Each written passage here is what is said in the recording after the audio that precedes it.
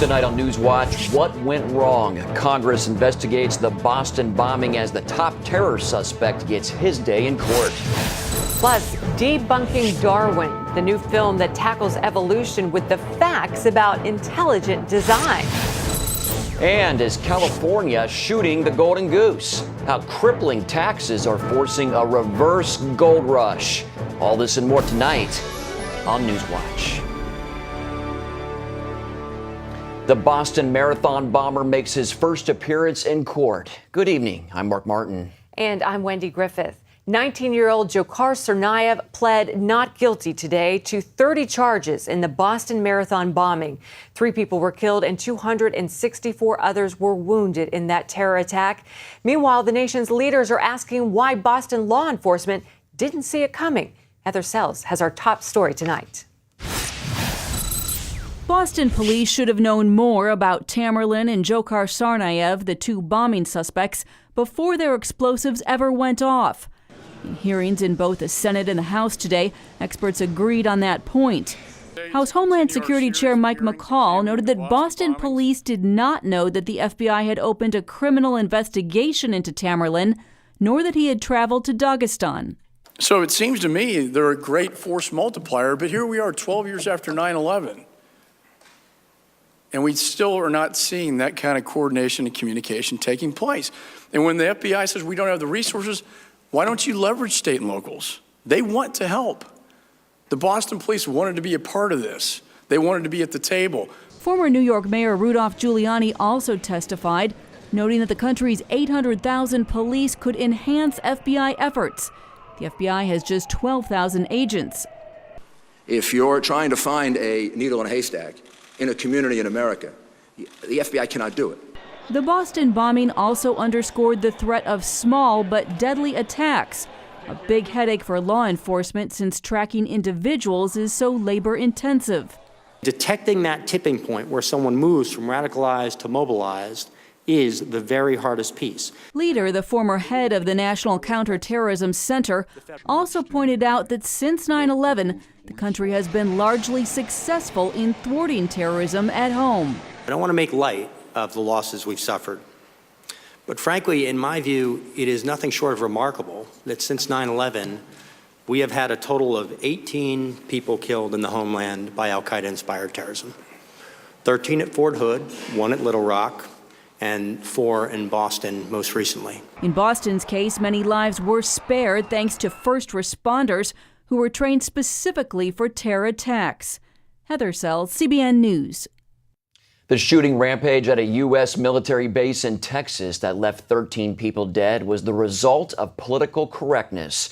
That according to Oklahoma Republican Jim Bridenstine. Bridenstine says Major Nidal Hassan was open about his radical Islamist views before the shooting, but his Army supervisors did not take action for fear of appearing intolerant. Jury selection in the murder trial has started.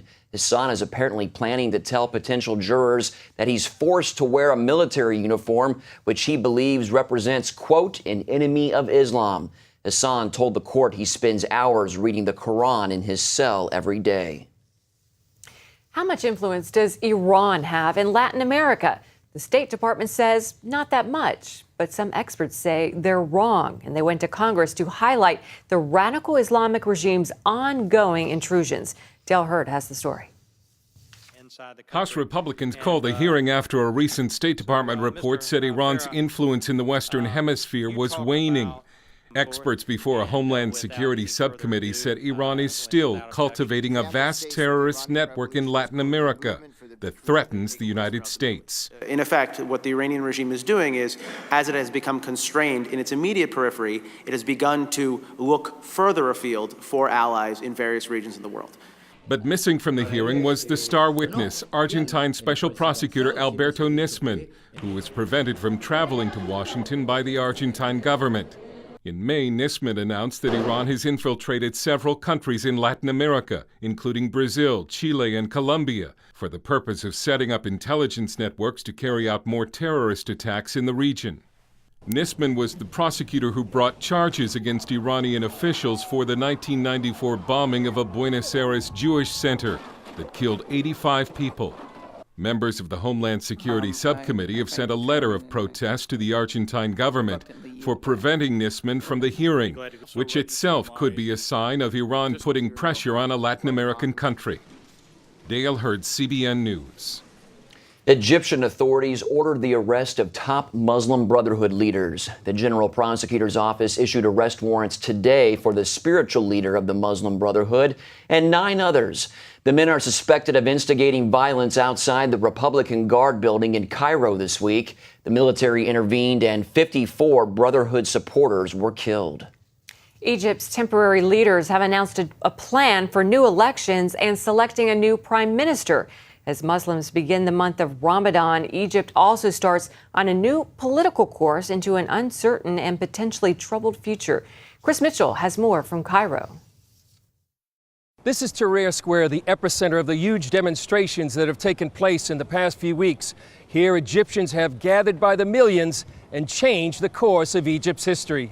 Change the atmosphere as if you are breathing a new air, a fresh air, freedom. Pastor Sami Taufik of the El Deborah Evangelical Church just outside of Tahrir Square describes the events of the past few weeks as nothing short of miraculous. For me, it's a miracle. It's a miracle. It's God's hands. Nobody can do that. We could see God's hands in the first revolution, the 25th of January. But this time we see it more clearly. In another part of Cairo, Father Antoni Grish, the spokesman of Egypt's Catholic Church, also says he sees the hand of God. We consider the dismissal of Morsi and his party, his community, his Muslim Brotherhood, is really a miracle. It was the hand of God. Because one day before his dismissal, we could never think or dream that he would leave. So it is the hand of God. We see it clearly. He says the Muslim Brotherhood wanted to establish an Islamic caliphate and change Egypt. The Muslim Brotherhood who were trying to steal Egypt. Now all the Christians and the Egyptians will tell you, now we regained Egypt as we know it. That everybody is free. Yet that freedom's future is uncertain. Whether or not the Muslim Brotherhood will continue to reject the new government or even begin a new violent intifada remains to be seen. That's why Christians throughout Egypt are asking for prayer for Egypt's future. Chris Mitchell, CBN News, Cairo, Egypt.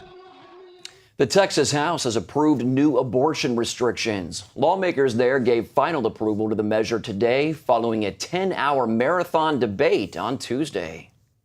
It was a very passionate debate.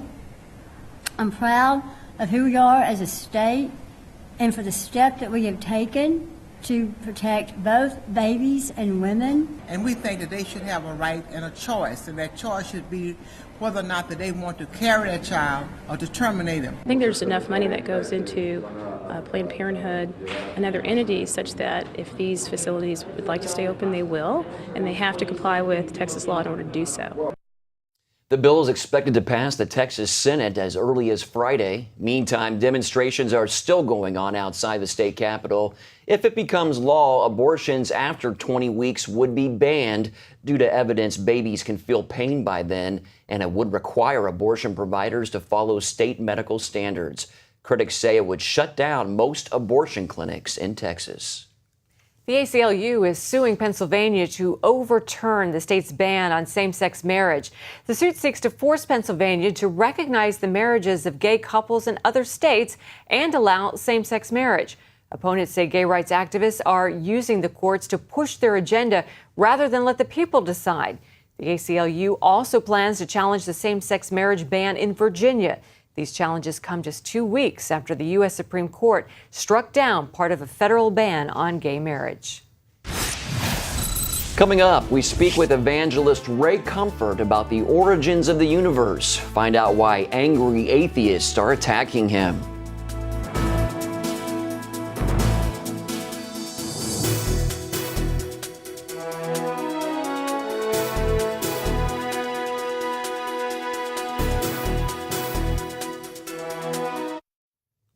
Indiana's Ball State University is under fire for hiring a professor who wrote a book on intelligent design. That's the belief that life is too complex and the universe too finely coordinated to have evolved by accident. Guillermo Gonzalez wrote a book called The Privileged Planet, How Our Place in the Cosmos is Designed for Discovery, back in 2004. The university says Guillermo will be teaching science, not religion. Best-selling author and TV co-host Ray Comfort has a new movie out, Evolution versus God. A supporter of intelligent design, Comfort says the film will disprove Darwinian evolution. According to Christian News Service, one reviewer said, quote, absolutely devastating. If it were a boxing match, the referee would have stopped the interviews with all of those people, including the professors. Take a look.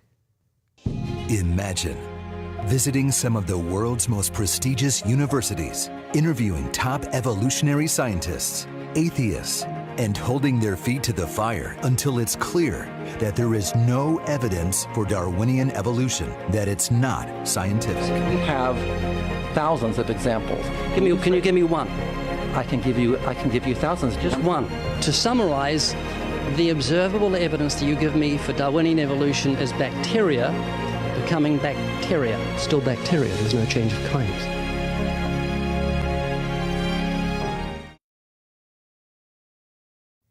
The producer of that new movie, Evolution versus God, Ray Comfort, joins us now by Skype. Ray, good to see you.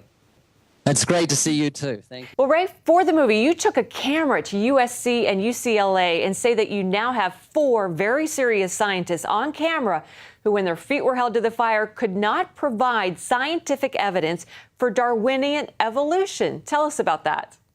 It's a very bold claim to make, but it is absolutely true. We have an exciting 36 minutes. In the first 16 minutes, you will see evolution unmasked. It is absolutely unscientific. It can't be substantiated. It rests on nothing but blind faith. And that's the exact opposite of what atheists and evolutionists say. They say, intelligent design people have got blind faith, they reject science. No, it's the exact opposite, and this movie proves it to be true. We had over 1,000 people download it yesterday, and it really showed us, our website crashed.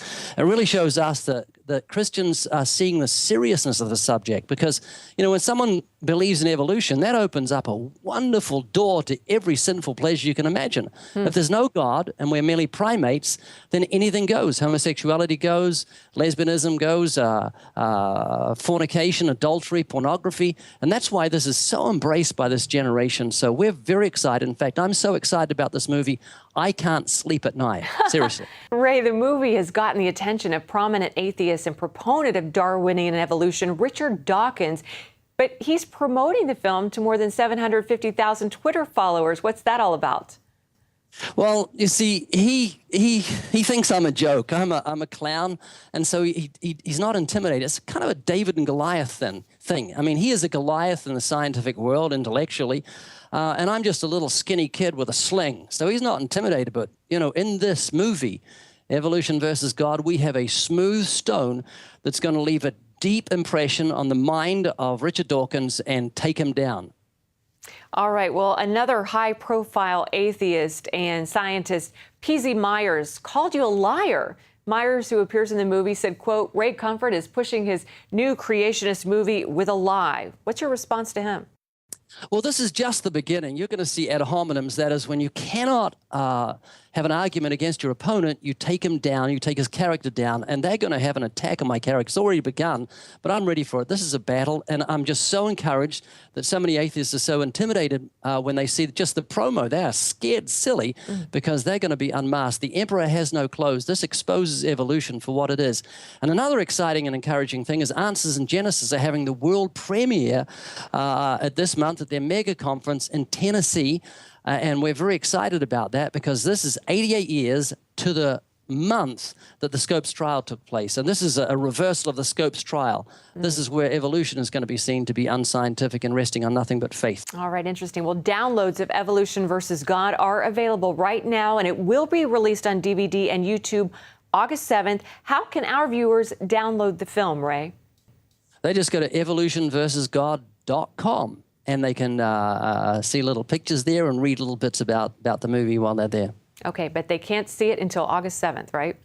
If they download it, they can see it today, but they can see it August the 7th freely on YouTube and get the DVD to give out throughout this whole dying world. And one last question. What was your favorite bit from this movie? Oh, there's one. It's not only the scientists that can't answer the questions. There are 10 majors, bio majors, physicists, geology majors that just go silent and scratch their heads. It's, you can hear crickets in the background because they cannot answer the question for evidence for evolution. It's absolutely amazing footage. All right, Ray Comfort, and the movie is called Evolution versus God, coming soon, August 7th. So great to have you on the show today. Thanks and God bless. Thank you. Up next, it's the Golden State Getaway. Hear what's behind the massive exodus from California when we return.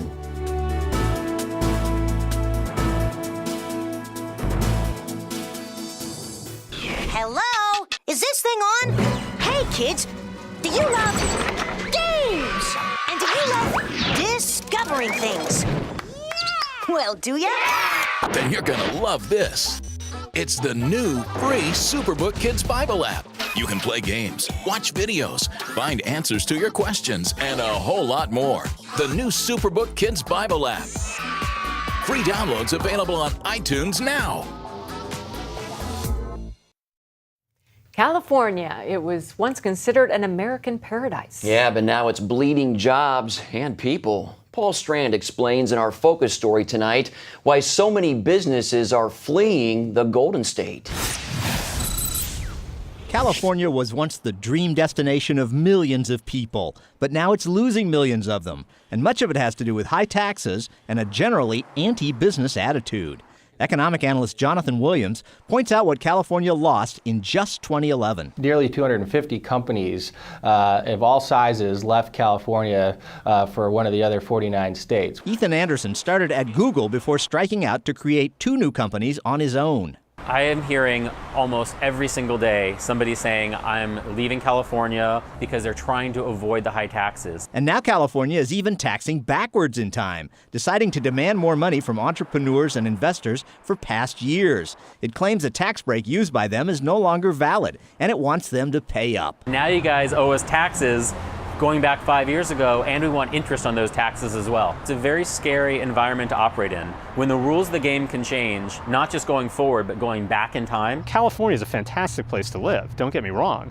It's just not a great place to do business. Brian Overstreet, who started up 2 businesses in California, has suddenly found himself owing an extra $250,000 because of this sudden move by the state to impose back taxes for the past 5 years. It's the perfect time to start new businesses. But when the state of California is telling you, we're going to change the rules on you after the fact by up to 5 years, that puts a lot of strain and it puts a lot of questions into people's minds as to whether they really want to go through that or not. Looking forward, would I want to start another business here? Maybe not. Maybe it's a little bit too risky. Because what if they make the business I'm doing illegal? What if they decide they want to do another 50% tax increase on my business, right? It's not just a matter of taxes, but of over-regulation and over-litigation, too. Texas Governor Rick Perry has lately been launching strikes into California to encourage unhappy companies to leave. When you have small businesses that takes months, if not over a year, to get a simple permit to be able to build or do some work. I mean, the unions and the strangulation by regulation in California is just, it's incredibly onerous. So they're doing a lot of things wrong. And Perry can point to policies in his Texas that are just the opposite, that free businesses up. Give people more freedom from over-taxation, over-regulation, over-litigation, and it works. Overstreet says Texas and the especially high-tech hub of Austin have such a wonderful reputation, they're tempting his business buddies to move there. And I can tell you a number of them have told me specifically that they are very actively starting to look at that for their companies. Eric Lawful and his company, Compass Learning, have already made the move from California to Austin. It was hard for us to do business there, harder to do business there than it is to do business here in Texas. The move was expensive, but the tax savings enormous. In the first year that we moved, we figured that the savings was about $1 million. One of the main benefits, no income tax in Texas, meaning a big hike in the paychecks of all the workers who moved. Everybody got an automatic increase in pay. Automatic. Williams says the employers he knows talk about this all the time. Our employees are clamoring to leave high tax locations that we have in California and go to lower cost of living states. And now this urge to exit high tax states has become a major national trend. Workers and businesses are fleeing in droves from the top 10 high-tax blue states, like California, to the top 10 low-tax red states, like Texas. 1 American per minute has left one of the high-tax states over the last decade. That adds up to an exodus of about 4.5 million Americans from the highest tax states to the lowest. People vote with their feet, and they're voting very strongly towards the low-tax states. Talent and money are the most transferable things in this economy right now, and it doesn't much matter whether you work in Austin or California. And if you can do better for yourself, you can provide your employees a better base and a better lifestyle, you have to be considering it. If this trend continues, America could end up with a group of economically failing, possibly bankrupt states who chase their wealth away. You're going to lose your business leaders, and you're going to be left with a population that is more dependent on the welfare state. California's going to end up getting less taxes than they would have gotten if they just left things alone, because now all these people who are generally wealthy are leaving. Williams says lawmakers in well-to-do states are telling him they're frightened they'll be forced to someday bail out a bunch of deadbeat states. They say, well, if California is the new Greece, why are we going to give our hard-earned tax dollars to bail out basket cases like California and Illinois? And Anderson is worried his home state won't turn itself away from this economic downward spiral. California had so many gifts. How could this state actually be bleeding people? It seems like they're trying to shoot the goose that lays the golden egg. For generations, thousands of companies have been proud to fly the California flag, loving to live here. But as they're feeling more threatened by this state, plenty of businesses are warning they may have to go. And they mean business. Paul Strand, CBN News, reporting from Torrance, California. And finally today, a car put together from scratch and built to run only on solar energy. A group of Stanford undergrads built the car for a 2,000-mile journey across the Australian outback. Now, Stanford has entered the Solar Challenge before, but this race is not about speed. It's definitely an endurance race, and it's not just about pure efficiency, it's making sure your car is tough enough to actually get to the finish line. Students do this for the hands-on experience that the classroom doesn't provide. A lot to learn about engineering that you can't learn in classes. It's not that they're not trying to teach us, it's just that there's a big difference between, oh, this didn't quite work, but it's okay, I'll get an A-, and this didn't work, you're on the side of the road in Australia. Wow, well, the project is completely student-run. I'll tell you what, some smart kids there. Did you see that car? It looked like something, From outer space. Yeah, from outer space. I know. Really.